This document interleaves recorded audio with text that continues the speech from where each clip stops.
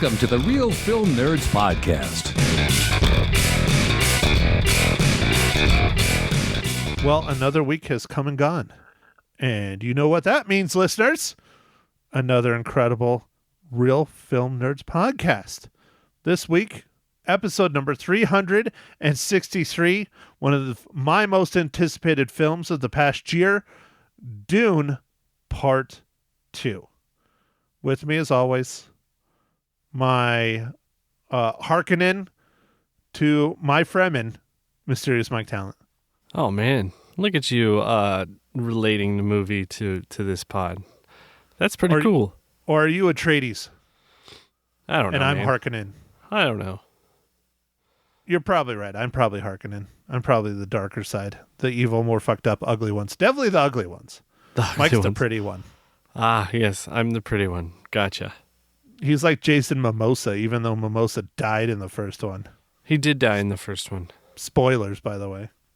For the first one. The first one's been out for like 3 years. It's fine. It has been out for quite a while. Yeah. Dude, it was still like, we were still like doing pandemic-y things. Yeah, it was like during the start of the pandemic. Yeah. I don't remember the exact year. Was it 19 or 20? Dude, it's 21, but... Was it 21? Yeah. Shit. Well, almost. If I would have counted another year. Well, all right, Mike. This week, let's do it. Dune Part 2. Unless you have any more introductory stuff, go ahead and give us the breakdown. No, I think I'm good, man. I'll go to the breakdown. Here we go. So this movie was directed by Denis Villeneuve. Villeneuve? Is that how you say it? Yeah, Dude, so I've heard a lot of people change his name, or at least how he likes it pronounced. So I have always pronounced it Denis Villeneuve.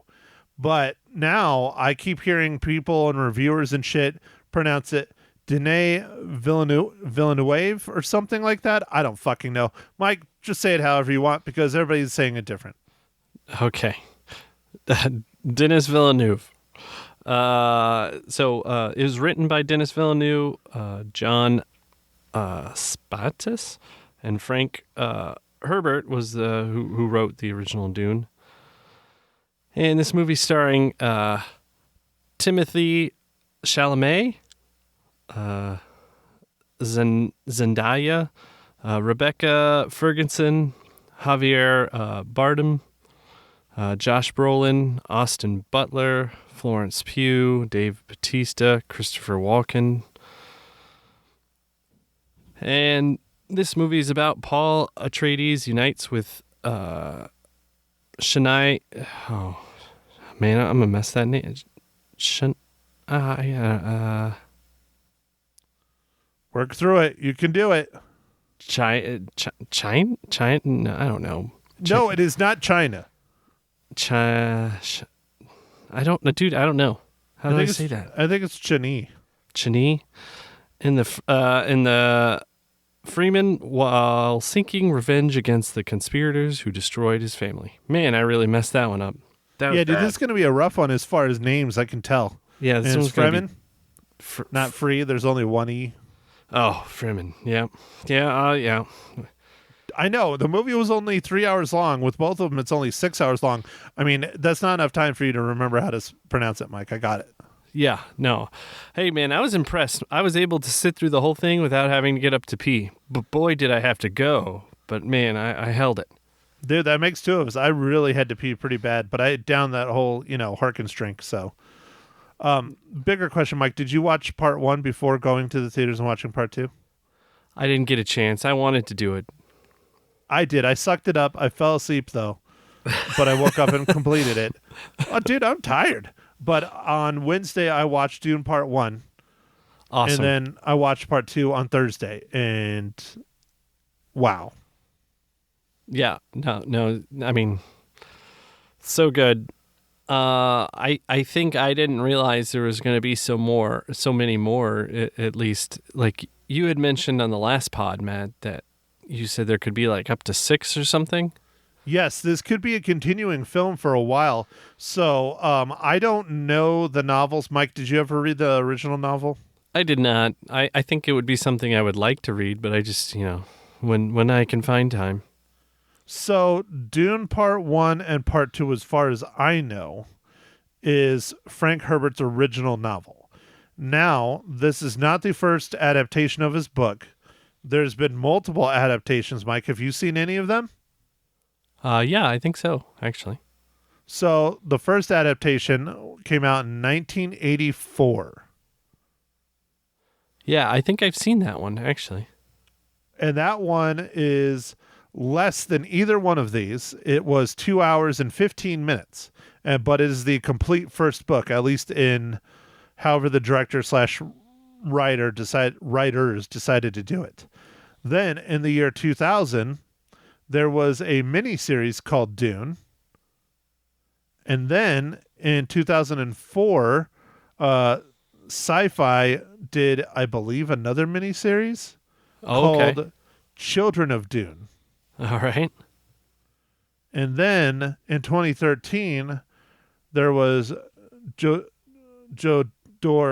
See, I'm as bad as you are at pronouncing names sometimes. Oh, Jodorowsky's Dune. Okay. Jodorowsky's Dune. Yes. Got it. And then in 2021, the original Dune, or not the original Dune, Dune Part 1, and then in 2024, Dune Part 3. Part 2. Part 2. Fuck, my head is getting ahead of what I'm saying. Yeah. Anyways. We know that Part 1 and Part 2, I believe, is Frank Herbert's original novel. I think they're probably going to have a Part 3. What it is, I don't know. But Frank Herbert wrote the original book, and this is a large series of books. From my understanding, I have not read them. I'm not sure how many there are, but there are definitely more than just Frank Herbert's original book. So this could be a franchise where we get a film possibly every 2 to 3 or 4 years, which I'm up for. If it's done as well as Denis Villeneuve did his first 2, I'm down for it. Yeah. Denis Villeneuve definitely has just, I don't know. I think I've been a huge fan of his since Arrival, Matt. And it just, I don't know. He's just really visual. And this movie was like amazing, like it was good. Even though it was long, it didn't feel really that long. I mean, I guess there's a few parts maybe that it was a little bit slow, but not too much. I felt like there was a lot of stuff going on. Well, I'm kind of disappointed that you've only been a fan of his since Arrival, because I've been a fan since Prisoners. See, I don't think I've seen that, Matt. Oh, 2013, Prisoners. We might have to do that one for the pod then. But yeah, 2013 is Prisoners. Sicario was 2015. Arrival was 2016. Blade Runner 2049 was 2017. Dune 2021. And then Dune Part 2 2024. He hasn't directed a whole lot of films, but the stuff he has directed is amazing. Yeah. I forgot he did Sicario too. That was a great movie. The first one. Loved it. Yeah, loved the original Sicario. Second one was kind of a letdown. But yes. Yeah. No, I enjoyed this movie. I enjoyed some of the new characters, and I don't know. It was another good one, man. It was fun to watch it. My only little bit of worry, but apparently it hasn't been much of a worry, was I didn't think the theater was busy enough. Sorry, go ahead. Yeah, when I saw it on, because I had some family in town and stuff, so I couldn't go on my normal Thursday night. I saw it on Saturday night at prime time, and the theater was not full, and that was disappointing for me. Well, dude, I have not been in a full theater in a very long time, but I went on opening night on Thursday, and the theater wasn't full, but there was a lot more people in that theater than there typically is on a Thursday night in Prescott. And I was very happy with that. But Mike, do you know what the numbers are? Because I do. I think it was 80. Is it 85 for the weekend? So the U.S. did 81.5. Okay, 81.5. Yeah. Globally, 160. 160. Okay. All right. So globally, it's doing good.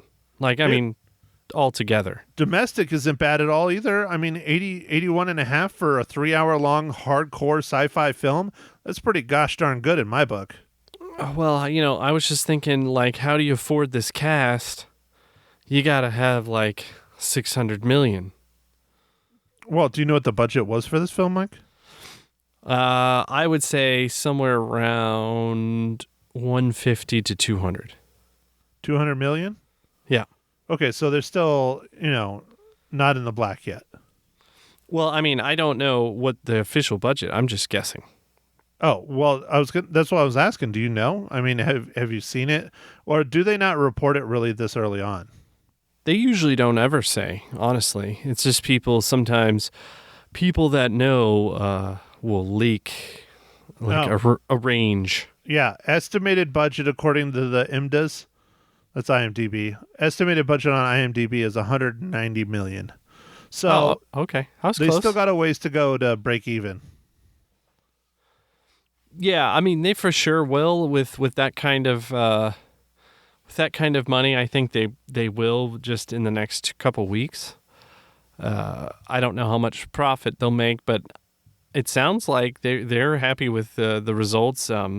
This had a better opening than the first one, but the first one was streaming on HBO Max at the same time, and I guess people didn't go to the theater to watch it.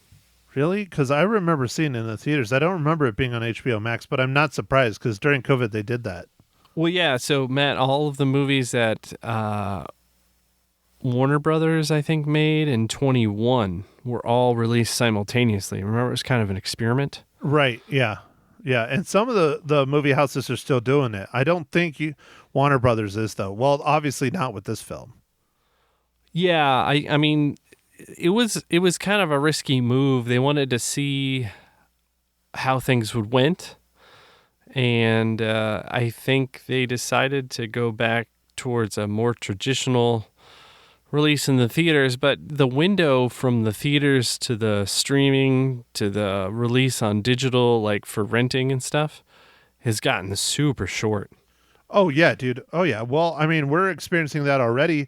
American Fiction, I purchased it so that we could review it, and it came out technically in December. Next week's film, which we will discuss later, I just purchased that so, I can watch it. And that, I don't even know if that really was in the theaters here. Granted, it's an indie, so it's a little different, but still, it has not spent much time in the theaters at all, maybe a month, and it's already out on digital. Yeah, Matt, we watched Napoleon in the theaters. It's already streaming on Apple TV. Just started this last weekend. Yeah, well, oh, dude, you want to know one that's really wild to me? Talking about Best Picture nominees, because, we were doing that last week, American Fiction. Yeah. Poor Things is on Hulu. Already, dude? Already. They just released it on Hulu this weekend. Wow. Yep. Now, they gave it like 3 weeks to buy on digital. I think 2 or 3 weeks to buy or rent on digital at $20. Now it's on Hulu. So now you can go watch it. I will caution people. I don't know if I talked about it on the podcast or not. I talked about it on the radio.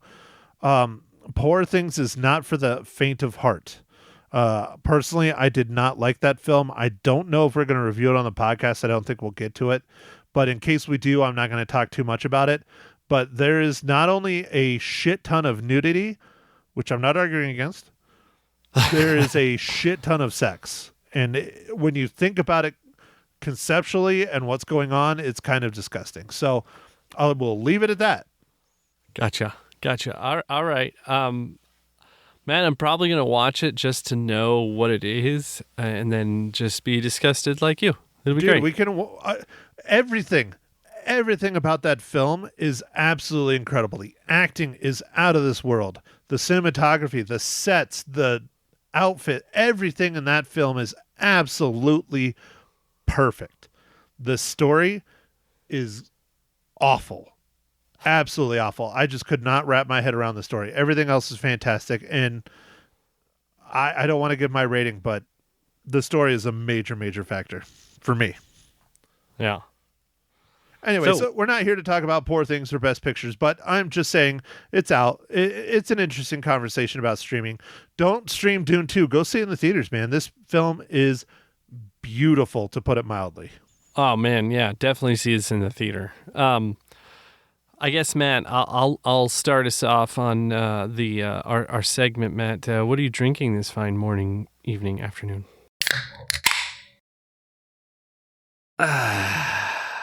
Well, Mike, thank you for asking. I just grabbed a beer out of the fridge since I've been drinking Michelob Ultras and Captain and Cokes and all those things on my conference, not vacation in Laughlin, although I did drink a lot of beers. But, Mike, I'm drinking another one of those 1912s. Oh, crap. I just had it in my head. Check. Dang it. I got to pull it out of the big koozie. FYI, Eric, if you're listening, I'm drinking it out of a liquid death koozie. 1912 Weapons Czech. It's they're red. And it is a very good beer. And I've already almost finished it, and it's a tall boy. So that tells you any indication how much I like this beer. Awesome, man. I am drinking another one of those High Lies from Cigar City, the IPA. Still got a few left in the fridge, so drinking those. Well, all right, Mike, let's just get moving on because I want to talk about this movie some more. We don't have a whole lot podcast left, so we need to get on it. So, right. Mike, what is this week's timely and topical dad joke? I got dad jokes. I don't think they understand, though. Gotta think I'm funny. Other people never laugh, though. Dad jokes. Dude, I think you're going to like this one. Is it about worms? Of course it's about worms, Matt. How else am I going to do anything? That's what I thought. All right. Why did the sandworm enroll in cooking school? Because he wanted something else to eat? Because he wanted to learn how to spice up its life. Dude, that was actually a pretty good timely joke. That's really good for this movie. Yeah, dude, that's not bad, right? No, that's really good for this movie. It's a dad joke to the max, but that was pretty good. I will give you it. It's very timely for this. All right. Matt gave me props. Remember that. Write it down. Episode number 363. 363. That's right, Matt. Mike gets props for his awful dad jokes. Yes. Yeah, that'll be the first and the last time he does that. Everybody. No. I'm not that cruel. I'm cruel, but not that cruel. So, speaking about things that are super easy and not cruel, because there's multiple ones in the main characters, Mike. Let's see how many of them you name. Mike, how does Dune Part 2 relate to the Marvel Cinematic Universe?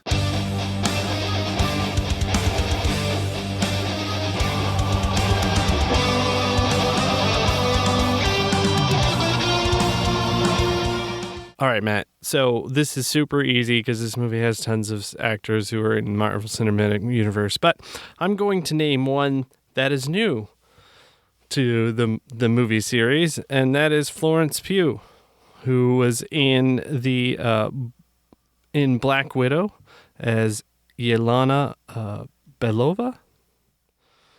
So I just thought I would do a new one. Of course, there's Dave Bautista and Josh Brolin and there's three. Drax. Yeah, there's just tons of them. There's tons of them. Dave Bautista. Yeah, you got that right. You said that. Yeah. Okay. And Josh Brolin is Thanos. Zendaya, who's in the Spider-Man series. So, like Mary Jane. Yep. Yeah. There's tons of them. So, but I wanted to try and do a different one from last time's podcast because I listened to last time's podcast, man. Did you? Was it because you were trying to figure out how many reels you gave part one? Because I wrote mine down. Oh yeah, you're good, dude. That's why I use Letterboxd, man. They don't pay me to promote that service, but I use Letterboxd because I can look back and see exactly what I rated it. All I got to do is pull up the film, and it says right there what I rated it. It's nice, dude. Okay, so we'll start there, Mike. I had no fucking clue Christopher Walken or Florence Pugh were in this film. And I remembered the talk of Austin Butler being in the film, but I did not realize the character he was going to play, which was fucking amazing. Finally, Austin Butler does a role that he does not sound like fucking Elvis. Like, I don't want to shame the guy. That's just how he talks. Like, legit, that's how he talks. If you ever hear any of his interviews, he legitimately talks almost like Elvis as a normal human being. So he was perfect for Elvis. But if you watch Masters of the Air, which I love, and I think we talked about it, that's what I got in October to, review way back then. Yeah. Anyways, he sounds like freaking Elvis the whole time in Masters of the Air. Now, it's fine. I'm okay with it, but I don't think people from Wyoming sound like Elvis, but I could be wrong. Okay. All right. But anyways, Austin Butler was one of my favorite actors / characters in this film. It wasn't a huge part, but it was a very important part. And he did such a good job, dude. I was shocked. It was so good. It was really good, dude. It was really good. This was another great movie. I don't know, just visually, all kinds of stuff, man. It was very entertaining. This is the sci-fi that we love to watch. This is my jam by far. But I mean, I don't want to say that Austin Butler has done a bad job before. He does a fantastic job in Masters of the Air. He did a fantastic job in Elvis, but this role is so different than either one of those. And he's a villain, spoilers, but he's a villain in this one. And he is just on fucking point, dude. He is a creepy ass, awful villain in this movie. And he nailed it. Nailed dude. It. He was awesome. He was awesome as a bad guy. Yep. I think the only person other than obviously Timothée Chalamet, who was phenomenal in the first one, and Zendaya, who was absolutely fantastic in the first one as well. The one I'm going to give a big shout out to that was probably my favorite character / performance in the film other than those two, Javier Bardem. Oh, yeah, dude. His character was fun. Stilgar? Oh, my God, dude. That character was so awesome in this movie. So good. Yeah, he was good. He was a great character. Yeah, no, this is a very interesting movie. It was good. Like the different kind of storylines that are going on between, Timothée Chalamet's character and Rebecca Ferguson's character, and like just all the kind of stuff that's happening. And yeah, it was cool. It was a really cool movie. There's a lot going on, and I think it all just did fantastic. You're not confused. It weaves it around through everything. You got a bit of a love story. Well, you have quite a bit of a love story, actually. You got villains. You got, the Game of Thrones kind of thing with the houses that control. You got the Emperor that's trying to hold on to his control, which, by the way, Christopher Walken, I love you to death, dude, but it might be time to retire. I mean, Jesus, I don't even think he could really stand up through most of this film. I mean, he's an old dude now. Love him to death, though. He's one of my favorite actors. He is. He's getting old, dude.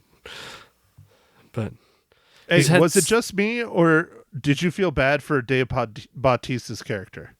I did feel bad, man. He kind of just got like pooped on, and just, yeah, he just kind of looked like a wimp. Yeah, he got the shaft. He's this big badass motherfucker, but he's trying to keep this planet in check and keep them making spice and making money and all that shit, while these rogue, basically terrorists, are running around blowing everything up, and he can only do so much, and they're lumping everything on him. Yeah, and he was trying to, he even like the scene where they kind of had he goes down there to take charge, front line, and they just got their asses handed to him. He was like that was the turning point where it's like he probably realized that this was too much for him, but what are you going to do? You can't just say, I'm not going to do this anymore. But he got demoted. Yeah, his uncle put him in charge, and he just, either he wasn't a great military mind or he wasn't aggressive enough or what, but he was not doing his job, and he got replaced, and felt bad for the guy. But it is what it is. It adds to the story because you bring in someone that is on a whole nother level of cruelty. Yeah. Well, dude, I mean, literally, Austin Butler's character was killing people, and then he would feed them to basically his wenches. Like, Yeah. that's insane. Yeah. No, he was hardcore, man. You're not kidding. So, Mike, okay, let me ask this, although I think you're looking something up in your phone because I can see you. But, No, I'm good. Mike, let me ask you this. I don't want to compare the two because they're kind of one and the same, but they're not. Do you remember how many reels you gave Dune Part 1, the original Dune? Or not the original Dune, but the original Dune of this series? No, I do not. So I remember, because I looked it up, I gave it 4.5 reels. Yeah. So do you think this one is better, the same, or worse than Part 1? Ooh. I kind of think I like this one better, which is weird because it's the second one. Yep. So I like to say that I think this series, at least to date, has the Terminator syndrome. Oh, okay. Terminator 2 is so much better than the original. I love the original Terminator, but the second one is leaps and bounds above it. Now on this, I don't think it's leaps and bounds above it. I think they are definitely work together, and having a marathon watching them both together, if you can do it, would be awesome. But Mike, I think Dune Part 2 is my favorite of the two. Yeah, it's pretty rare, Matt, to find a second movie that's better than the first.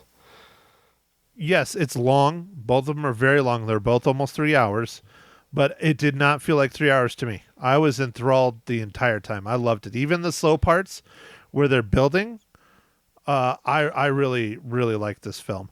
I think this one, in some ways, how it's better, one of the ways it's better, is that we got introduced to everything and what's going on and who the Fremen are and who the Harkonnens are and, you know, who Paul Atreides is and who all these people are. We get introduced in the world and all that building's going on in the first one. This one is where they kicked open the floodgates and they could really just go to town with the story and telling everything going on. Yeah, I think you're right. I think it was a lot of introductions and like origin kind of stuff in the first one, and then this one's just like, okay, they already know all that. Let's get it going. Yeah, and from my understanding, that's how the book is. Like, Denis Villeneuve or Villeneuve or however the fuck his name is, he specifically tried to adhere to the book as best as he could. He's a huge fan of the book. He's a huge fan of this. You can tell. And he has committed to the first two. I've not heard if he's committed to a third film. I hope so. I hope they do a trilogy and then just maybe leave it alone or do one every, 4 years or something with someone else. But I could see this going on for a while. I mean, it's a really fun world. If they can get a killer cast like this again, I mean, keep it going, man. Although I'm a giant nerd for this kind of stuff, so I don't know. Mike, thoughts? Dude, I want to keep it going. I was, when this ends, I was like, I wanted more. So it's like, I don't know. Like, I was like, oh, we could go more. Let's find out what's going to happen now. Because it's like, it just kind of leads on to another kind of big story arc, So I wanted to see more. I 100% agree. I want more. I want at least a third movie, at least a third. I want at least a trilogy. A nice box set will look good on the shelf. But, Mike, dude, we have to talk about it just a little bit. I know we're running against time and you're looking at your clock and you're like, man, I got to go to bed. I'm so tired because I'm so old. But you got me going, dude, and now I'm wide awake and now I'm ready to roll. Okay. Dude, how badass are those sandworms? And the fact that they're riding them, they're using them to travel around the planet. That's freaking awesome. Dude, that is awesome. What a great way to travel, man. Like, and like, I enjoyed that was like one of the, I guess, capstones of like becoming a Fremen? Fremen, yeah. Fremen. Fremen, like that was like, if you could do that, you know everything. You know everything that they have, like, and how they are and all that stuff. And it was really cool. Like I thought that whole sequence of our main character kind of joining this like different group of people and learning their ways and kind of just, I don't know, building his myth in one way too, and just it was interesting, man.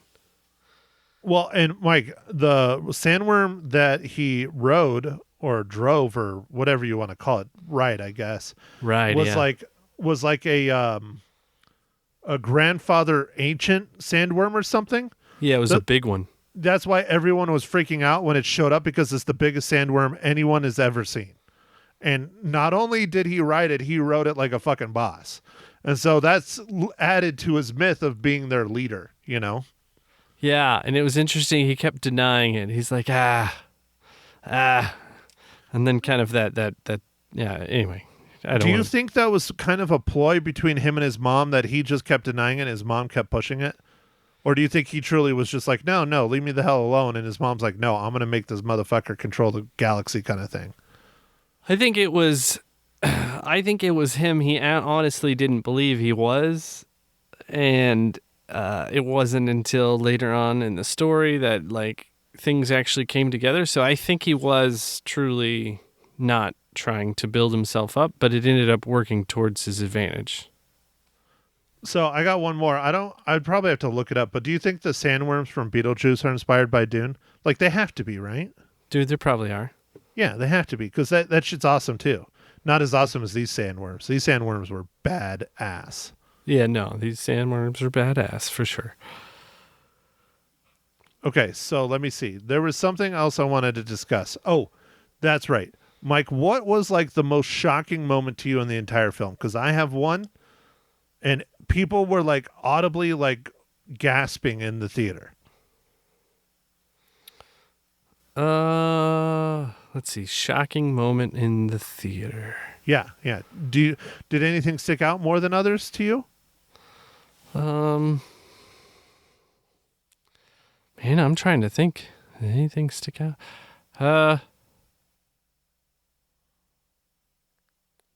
This is called dead air, Mike. Yeah. I know. I'm okay. I'm thinking. He's trying to think. It's hurting his brain. He's too old and he's too tired. I think when our main character's mom showed up with all the tats. Maybe. I mean, that was pretty cool when she was the Reverend Mother and she's all tatted up. But no, I'm talking about the end after Paul Atreides kills Austin Butler's character, and then he says he wants to take the Emperor's daughter hand in marriage. That was a big shocker. Yeah, and I saw it coming though, but everybody was like, "Oh my god!" because they spent the whole film building up this relationship between Zendaya and Timothée Chalamet, and he goes and he's like, "Nope, I'm gonna go marry this bitch because I want to rule everything." Yeah, I think that was part of his power move stuff, like that he was talking about in the movie, where he was trying to. There's a lot of ways we don't win, but there's only a couple that we do. Oh yeah, dude, totally. That's why I was bringing it up. But I still, like, people in the theaters were pretty shocked because that's not how it usually goes. Usually, you go with your heart, not your, control of a galaxy. Yeah. The interesting thing about that move too is like he told her right before that, he announced that he would love her forever. It's like he totally knew he was going to do that, and it really, Well, I was wondering if he did that because he was going up against Austin Butler and was afraid he was probably going to die. No, I You don't think so? it was. I think it's because he knew the outcome would be. I don't know if he knew that Austin Butler was going to be as good as he was, but he definitely knew that he was going to try and do that other thing because that was the only way to the correct path to win. Yeah. Well, dude, and that fight scene was something else. That was super well choreographed and shot, and the whole movie was just gorgeous. It really is. I mean, I don't know if you can get any better than this. It was really, really, really nice. Matt, what did you think of the what do they call it? The lifeblood or the blue stuff? But what did they call it? They had something like a name for it. Yeah, the worm piss. Yeah. Yeah. Yeah, and how does that compare to the blue milk? Well, blue milk isn't poisonous as far as I know. And the worm piss or venom or blood or whatever it was clearly is, because it basically killed Timothy Chalamet. Okay, all right. So it, even though it looked like a blue icy, a melted blue icy, don't drink it. Actually, it looked more like Windex. It kind of looked like radiator fluid, but blue. Yeah, blue radiator fluid, Windex. Yeah, it's just, no, it's not healthy for you, Mike. Not healthy for you at all. Okay, all right. Well, Matt, what else? What else should we be talking about? No. Well, I don't know, Mike, because I mean, I can sit here and talk all day about this film. This film is amazing, but as I keep pointing out, you're slowly nodding off. So why didn't I ask you how many reels you give Dune Part 2, Mike? All right, Matt. So I think this is going to be one of those rare ones, Matt. Five reels, Matt. 5 reels. Mike, I hate to say it, without a doubt, this is 5 out of 5 all fucking day long. This is a must-see film. And if you can do it, you need to watch Part 1 before you see Part 2. You don't have to, but it helps flesh out the story a lot more, especially if you haven't seen it. Yeah. No, I agree. I didn't get a chance to watch 1 again. I know it would build on it, but man, this movie was awesome. Yeah, but you've seen Part 1 before. I'm just saying those of you that haven't seen it at all definitely need to go see it at least once. Oh, but yeah, for sure. I mean, dude, seriously, I think watch it one day before you go to the theaters or something, or same day, or I don't know, up to you, but definitely watch it before, because I think that helped my viewing of it a lot, because it was like a refresher, and I loved it. I loved it so much. This is an insta buy when it comes out on Blu-ray for me. All right. Well, so, you want to talk about next week's film, Mike? Yeah, sure. We can. Okay, so what are we going to review next week, Mike? We are going to review another Oscar-nominated movie, which the name is escaping me, Matt. Okay, I got you, Mike. See, I pull all this up on my computer. But so next week, we're going to continue our Best Picture nominee catch-up. We've hit, at least I've hit almost all of them. This is one of 3 that I am missing. I don't know if I'm going to be watching one of them just because it's a love story and it's not really my thing. But this one we will be chatting about next week. I think this podcast will come out after the Academy Awards, so we'll let you know if it wins or not. All right. Well, we're getting there. Yeah, the Academy Awards are next Sunday on March 10th. But we're going to check out the film The Zone of Interest. And like I said before, I teased a little bit, this is more of like an independent kind of film. I believe it's British, but it is 100% in German because it is based around the Holocaust, specifically Auschwitz. Okay. So this is going to be a hard watch. I think it was a hard watch for my mom because she's already watched it. But I think it's going to be poignant. Very well done, but not in the way like Dune is, where it's a celebration. This is more of, don't forget that this shit went down kind of thing. Okay. All right. It's history. It's history. It's I don't know how factual it is, but I think it's pretty factual because I believe they actually filmed scenes at Auschwitz. Wow.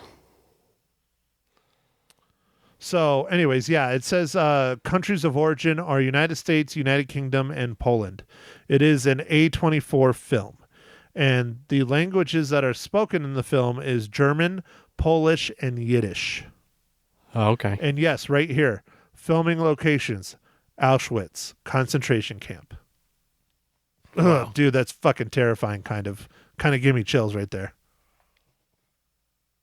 Anyways, okay, well, enough about that. All right. That's for next week's pod. Mike, is there anything else you would like to add, kind sir? Well, I just like to remind the audience to note that 363 was the time that Matt complimented my dad joke. So everybody just remember that. And I don't have any homework or anything for anybody. So I guess we can just tell everybody to catch us on the socials. Instagram, Facebook, and Twitter or X, X formerly known as Twitter. Yeah. And dude, I have complimented you on your dad jokes before, but not at this level. This one was freaking on the money, dude. This one was one of your best ones. Yeah. All right. So now that I'm done giving Matt some shit, I will. It's fine. Bring it, boy. All right. So yeah, catch us on the socials and catch us on next week's podcast. Thanks for listening, everybody. Thank you for listening to The Real Film Nerds. Now, don't forget to follow us on Facebook, Twitter, and Instagram at Real Film Nerds. Now, go out and catch a movie.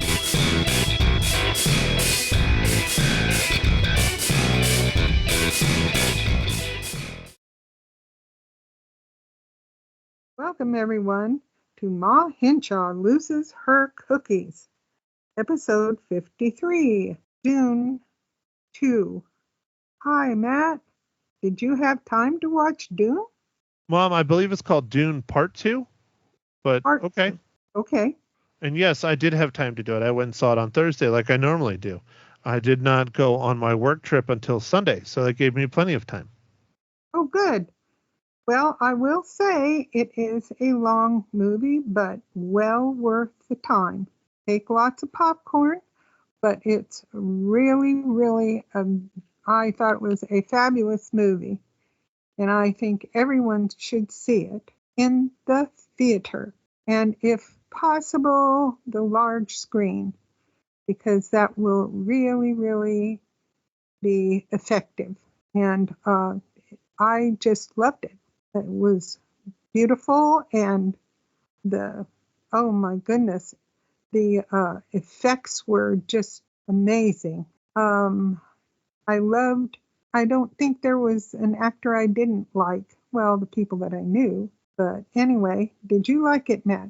Of course, Mom, but I'm not here because people want to hear from me. I'm here because people want to hear from you. So I guess that means I need to ask questions because you've already ran out of ways to talk about this film. No. Mom, let's see. So you loved it. You liked the cinematography. What about the story? The story is very interesting. I never read the Dune books, but it's interesting. It is continuation of the first Dune movie, and I just thought that Timothée Chalamet was awesome. He really fit that part. Zendaya was great in it also, and you will not believe, you have to go see it to see Austin Butler. Shocker, but he was awesome also. The story is very good. If you like science fiction, I guess you'd call it science fiction. Yes, Mom, this is very hardcore science fiction. Yes. It really, it's intriguing. You keep wanting to watch because you want to understand, well, why are they going here and why are they doing this? I don't want to say stuff to give it away. You can say whatever you want. I have explained this to you. I have explained it for 53 episodes now. It is your podcast. You do what you want, Mom. I don't know how much other different ways I can explain that to you. Well, one thing that got me is Zendaya it sort of trains Timothy in how to deal with the desert and different things. And they have this thing that you stick in the sand and it makes a thumping sound. And I'm like, well, what's he doing that for? And it's really cool because eventually you find out what he does that for. And it's to attract the worms. Oh, it's just so exciting and so fun. I just can't So, believe. if you paid attention during the first film, that device is called a thumper, and they Oh, use it to draw the sandworms away from themselves as well, so that they can walk in the other direction without being eaten by sandworms. oh, away from themselves. Now, That's in this film, they were using it to draw them in so that they could ride the sandworms. yes, which is so fun and fantastic. You just got to go see that movie. It's just really awesome, really good. And it leaves you wondering for the next Dune, number 3. Nobody said there's going to be a number 3. Well, I hope there is, because there's several situations where you would like to know, like the mother is expecting, and I don't know if I should say that. I'm not going to say that because it's too much of a spoiler. But anyway, there's some things that you just want to know, well, what's going to happen in the future? I don't know. Like you say, it may not happen in the future at all, but I hope it does. Okay? And it was just beautiful, even though I'm not nuts about sand, but it was really beautiful. Oh, and lots of rocks. I'll admit that one too. So you're not nuts about sand, but you live in the desert of Arizona. Yes, that's true. Well, explain. I've lived through my number of sandstorms when I lived in Phoenix as a kid. Yeah, and they kind of burn your eyes, and it's kind of yucky. You get it in your mouth, but it was beautiful, still beautiful, made the sand beautiful. You almost want to live there, but not quite. But, and walking in sand is always horrible. If you've ever even tried to walk in the sand on the beach, you take a step and you sink down in it. But it was just a great job. And then they had to walk a certain way. And I mean, it was just an exciting movie, and you guys ought to go see it. You still didn't explain why you live in the desert when you hate sand. I had no choice. It's where my mom loved. Okay, Mom, you are an 81-year-old adult. You have a choice now. Oh, Foo, I don't live in sand now. We have trees and grass. You live in the desert. You still live in the desert surrounded by dirt and sand. Well, sort of. Our grass is starting to grow back. We actually had rain. Okay, Mom, then you live in the one town and the one area in the state of Arizona that is lush and flourishing with grass. Well, not and that trees. much. No, but we planted grass. Anyway. God, are you drunk? Yes. No, I'm not. I'm not really. Like, if you were drunk, at least I would understand. I'm a nice grandma. So what? Nice grandmas aren't allowed a beverage? Yeah, we are, but I don't think I will. Not really. Not tonight. Well, I'm just trying to figure out what your excuse is. There's no excuse. What? Exactly. I live here, my house. That's it. Oh, Lord. But there are lots of trees. There's some people do have grass. Not a whole lot, but there's grass. I count mesquite trees, sort of, as they shed. But anyway, the colors are so beautiful in this movie. Yeah, it's really, and Austin, oh my golly. Can I spoil that about Austin? Mom, it is your podcast. I have already said that once. Okay, well, I heard someone on something I was listening to say, watch for Austin, he has no hair. Wow. You hardly recognize him, but he was awesome. He was really, really good. Mean, but good. A good mean, I guess you call it. Don't think there's much else I can say without, telling people stuff I don't want to tell them. But anyway. Mom, it is called spoilers, and you're allowed to talk about them if you want to talk about them. I don't understand why this is such a hard concept. What did you think about the worm? I enjoy the sandworms. I think they're hilarious. I do too. And I thought riding them was just amazing. Yeah, it's pretty awesome. Yes, it was. Oh, and when I'll go and sit in the middle of the theater, so you have the whole expanse. It's really cool. And there's lots of battles, and that's really great. And oh, the spaceships, I guess you call them. Yeah, I suppose, I guess. Those were neat because, What I mean, spaceships? were they spaceships or something? Well, they Well, were. if they're in space, they're Hey, spaceships. well, they landed from wherever, and here are these little bitty people, and then the great big machine things, and that was really, really cool. Really was. So you have to sit in the middle of the theater if you can do it. Really neat. Anyway, that's my opinion of the movie. But I'd go see it again, even though it was very long. I Well, would. why is it so long then? I mean, yes, it's a 3 hour long movie, but why do you keep saying it's so long? Did it drag? Did it feel like it was really long? Like, did you hate it? No, I didn't hate it. I did get a little, but it had to be that long because it covered a lot of area because they were in one area and then they went to the But you other keep saying area. it's long. Do you realize the first Dune of this series is only 10 minutes shorter? Is that all? Oh, Yes. well then what the heck? Go. It's That's fine. why I'm asking you. You said it feels long. I don't know why. It felt a little bit longer to me. Well, that's but why I'm asking you. Mhm. These are the Well, things you need to think about. there's travel, and then there's getting to know the different people, the different, what do you call them, country? No, I don't know. I can't remember the name of the people that he goes to, and I wish I could remember. Do you remember? Can you tell me? I mean, I'm pretty sure it was just more Fremen, wasn't it? They were Yeah, just different natives to the planet. yeah, they were different, than the other people. They wanted to be different, I think. They didn't want to be like the other people, I don't believe.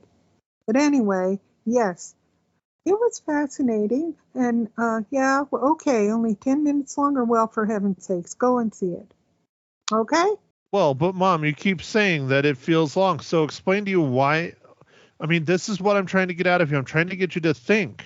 Well, Why? some of the battles were long. See, was that so hard? No, it wasn't. Final battle was a bit long, but it needed to be done the way it was done. I'm not quibbling. I think that was fine, but yeah, it was a little long. But still, it needed in there. Really, really good. That's all I can say. End of quote. Okay?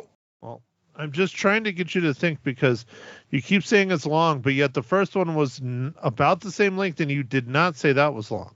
Well, no, I You didn't. see what I mean? It was long. Well, anyhow. But it kept your attention, and you kept wondering, well, how's this? Where are they going, and how's this going to do? It was good. It was very good. Yeah, and very interesting. I liked it very much. So anyway, and I know you loved it, didn't you? Yes, of course. You heard the review on the radio. I don't know. Yes, I know. Yeah. So Hey, Mom, are anyway, you feeling okay? oh, never. I'm old. Hey, when Yes, I you're old, know you're old, Mom. you're creaky and old and everything. But anyway, yes, it's really fabulous, and and I think everyone knows that it's really great now, so they all need to go and see it. There you go. Ma Hinshaw says. Okay, well, how many cookies out of 5 do you give Dune Part 2? I give it 5. Okay, And well, so then 5, so but you said it was too long, well, a little right? bit long, but no, not that long, but it was a little long. But yeah, it was worth it though. So, okay. But that's a negative. Being too Oh, long I is a don't care. negative. I don't care. I'm giving it a 5. I'm giving it a Okay. 5 Well, I anyway. just don't understand your rating system. Okay. Nobody can understand me, so what the heck? Anyway, Okay? I'm just trying to get you to think and speak critically, Mom. I know it's a difficult thing. Yeah, but I don't really want to criticize it, except, I mean, yeah, like, Okay, well, so critical does not mean criticize. They're two oh, different words. oh, okay, well, you know. But the thing is, those battles needed to be in there, and I think everything that was in there needed to be in there. But it's just I felt it was a wee bit long, but I'm not going to be grouchy about it. No, okay? Well, I'm just trying to figure you out because at one side you say it's too long, the other side I just don't understand, Mom. I just don't understand. I guess I Well, never will. no, I You don't think love it and you give it a perfect score, which means there's no complaints. But yet you're sitting here complaining well, about it. oh, poo. If I have to take back a little bit, but I wouldn't take back much. What, 4 3/4? No, that's not a. Oh, Jesus. I don't know. Anyway, go see it. You'll love it. And you're younger, so your bones won't be as creaky and stuff, right? Sure. Why not? Sure. Maybe, Mom, what if they have problems and, they have sports injuries and their bones are creaky and they do hurt? Well, then tough it out, guys. I did. Okay. Well, anyway, love you all. Thank you. Okay, well, are you done with your Oh, yeah. review? Ma, it's done with her review. Yes, I am. Now, what about the movie you're going to talk about next week? Oh, gracious. I don't even know the name of it. Called I Zone of watched it. Interest. What? The The what? Zone of Interest. See, if you didn't talk over me, you'd hear what I said, too. Thank you. Okay. Thank you. Zone of Interest. All righty. That you What can are your watch. thoughts on that? Are you excited for it? Are you leery? Like, what is your thoughts? I already watched it, so I can't tell you my thoughts. Okay. There you go. Then say that. I've already watched it and I don't want to spoil it yet. No, I don't want to. I really do not want to spoil it. But you must be a really fast reader. This is one thing my translator had a little difficulty. He's like, wow, they flash that on there and I got to read faster, But other than that, it's all subtitles, folks. So be prepared. Okay? Well, then it wouldn't be a translator. It would just be someone reading it for you because they're not translating what's on screen. Oh, no, he's not because he doesn't know German. But yeah, right. My reader said, and some of it he had a little difficulty because the written part would be over a white part, which would make the words very hard to read. But there wasn't much of that, just a little. Anyway, okay? Well, I mean, Can't do this. This is it, but I'm not going to review it now. I'm not asking you to review it, Mom. I'm just saying it's not translation. It's already translated. Yeah. He's not it's translating it from German into English. He's No. reading subtitles. Right. So my reader, yes. Yeah. So, anyways, are we good? We're good. So, Well, I'm never okay. good, but that's okay. Okay. Well, I'm evil. are you Right? done? Can I talk now? Yes, sir. I'm just asking, Mom. If you want to continue talking, just keep talking. But I keep trying to talk and you keep interrupting. So, what would you like to do? I'm done. Okay. Well, thank you everyone for listening to Ma Hinshaw Loses Her Cookies, episode number 53. Next week's Zone of Interest. It is a film not for the faint of heart. It is part of Mike and I's Academy Award Best Picture nominee catch-up. So I think it is an important film to watch. So we will see how it goes. Anyways, thanks again, everyone, and we will chat with you next week. Bye.